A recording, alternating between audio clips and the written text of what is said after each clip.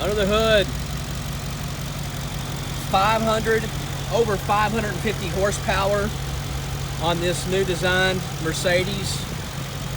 It is a twin turbo 8-cylinder. I think it's 570 horsepower. I know I'm in the vicinity there. I'll get you that exactly and text it to you. But everything looks great, as you would hope. Very clean.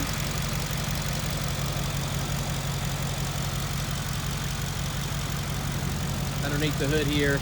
And just to give you, again, you probably already knew this, but I want to show you, to activate that hood is way underneath there to open that hood up. But that's it right there.